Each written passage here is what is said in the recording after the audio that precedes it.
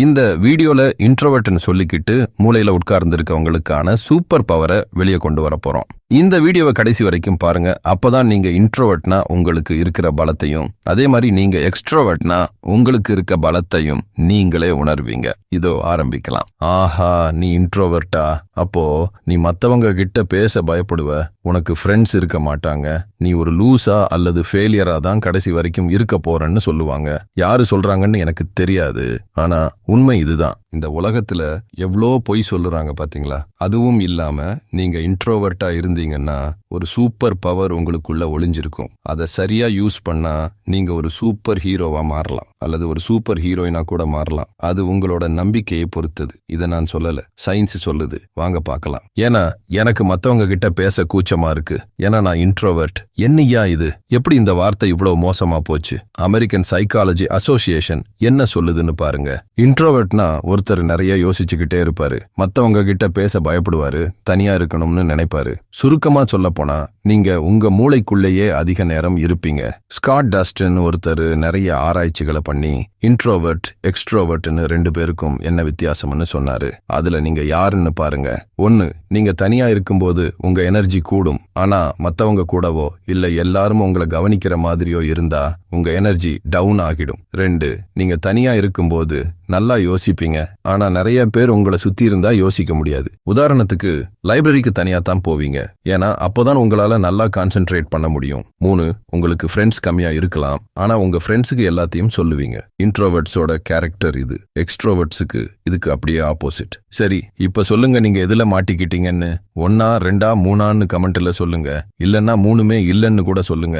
யாரு தப்பா நினைக்க போறாங்க? இப்ப இன்ட்ரோவர்ட்னா என்னன்னு தெரிஞ்சுக்கிட்டீங்கல்ல. இனிமேல் சில முக்கியமான விஷயங்களை பார்க்கலாம். 2017 ஹார்வர்ட் யூனிவர்சிட்டியில இருந்த சில ஆராய்ச்சியாளர்கள் ஒரு கேள்வி கேட்டாங்க.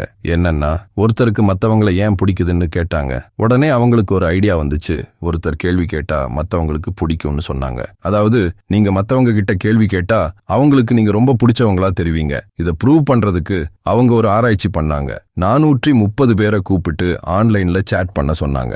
ஒருத்தர்கிட்ட 9 கேள்விக்கு மேல கேட்க சொன்னாங்க, இன்னொருத்தர்கிட்ட 4 கேள்விக்கு கீழே கேட்க சொன்னாங்க.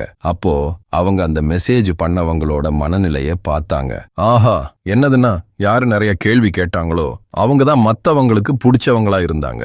ஆனா இந்த ஆராய்ச்சியில ஒரு சின்ன தப்பு இருந்துச்சு. 2 தப்பு இருந்துச்சு. முதல் தப்பு, ஒரே ஒருத்தர் தான் கேள்வி கேட்கிற மாதிரி இருந்துச்சு, இன்னொருத்தர் பதில் மட்டும் சொல்ற மாதிரி இருந்துச்சு. 2வது தப்பு, யாரையும் வெளியில இருந்து கண்காணிக்க ஆள் இல்லை. அதனால அடுத்த ஆராய்ச்சியை பண்ணாங்க. இது ரொம்ப இன்ட்ரெஸ்டிங்கா இருக்கும். இந்த தப்ப சரி பண்ண அந்த ஆராய்ச்சியாளர்கள் 2A 2Bன்னு 2 ரிசர்ச் பண்ணாங்க.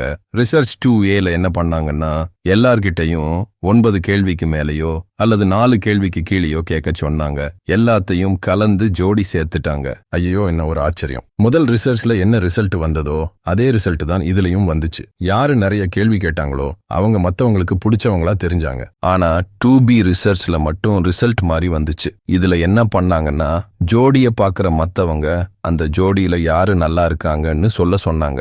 அப்போ யார் நிறைய கேள்வி கேட்டாங்களோ அவங்க நல்லா இல்லைன்னு சொன்னாங்க. ஆனா யாரு நிறைய கேள்விகள் கேட்டு தொந்தரவு பண்ணாங்களோ அவங்களதான் மத்தவங்களுக்கு ரொம்ப பிடிச்சிருந்துச்சுன்னு சொன்னாங்க. சுருக்கமா சொல்ல போனா, யாரு மத்தவங்க கிட்ட பேசுறாங்களோ அவங்கள மத்தவங்களுக்கு பிடிக்கும். அதுவும் அந்த பேசுறவரு மத்தவங்க கிட்ட கேள்வி கேட்டாருன்னா இன்னும் ரொம்ப பிடிக்கும். ஆனால் ஆராய்ச்சியாளர்கள் இதோட நிக்கல, இன்னும் தெளிவா தெரிஞ்சுக்கணும்னு ஆசைப்பட்டாங்க. அதனால 3வதா ஒரு ஆராய்ச்சியை பண்ணாங்க. இந்த ரிசர்ச்ல லேப்ல பண்ண மாதிரி இல்லாம நேச்சுரலா லைவ்ல பண்றாங்க. என்ன பண்ணாங்கன்னா, ஒரு டேட்டிங் ஷோல இருக்கிற மாதிரி பண்ணாங்க. எல்லாரையும் டேட்டிங் பண்ற மாதிரி செட் பண்ணி அந்த பேசுற வீடியோ எல்லாத்தையும் ரெக்கார்ட் பண்ணி அதுல யாரு அதிகமா கேள்வி கேட்கறாங்களோ அவங்க மனசையும், யாரை பிடிச்சிருக்கோ அவங்க மனசையும் ஆராய்ஞ்சாங்க. இதுல என்ன கண்டுபிடிச்சாங்கன்னா, நிறைய விஷயங்கள் மாறினாலும் கேள்விகள் கேட்டா மத்தவங்களுக்கு ரொம்ப பிடிக்கும்னு தெரிஞ்சுக்கிட்டாங்க. ஆனா ஒரு சின்ன விஷயம், இதை ஏன் நான் உங்ககிட்ட சொல்லுறேன்னு யோசிக்கிறீங்களா? இன்ட்ரோவர்ட்ஸுக்கு ஒரு சூப்பர் பவர் இருக்கு. அது என்னன்னா, யாருமே செய்ய முடியாத ஒரு விஷயம். அதுதான் மத்தவங்க பேசுறத நல்லா கேட்கறது. மத்தவங்க கிட்ட பேசுங்க, அவங்க உங்களுக்காக நேரம் ஒதுக்கி கேட்பாங்க. ஆனா நீங்க உங்களை பத்தியே பேசிக்கிட்டு இருந்தா யாருமே கேட்க மாட்டாங்க. டேல் கார்னகியும் கூட இத சொல்லிருக்காங்க. நீங்க பேசினா உங்களுக்கு தெரிஞ்சதையே திரும்ப திரும்ப திரும்ப பேசுவீங்க. ஆனா நீங்க கேட்டா புதுசா எதையாவது கத்துப்பீங்க. இதனால என்னன்னு கவலைப்பட வேண்டாம். கேட்கறதுனால நிறைய நன்மைகள் இருக்கு. அதனால ஆக்டிவா கேளுங்க.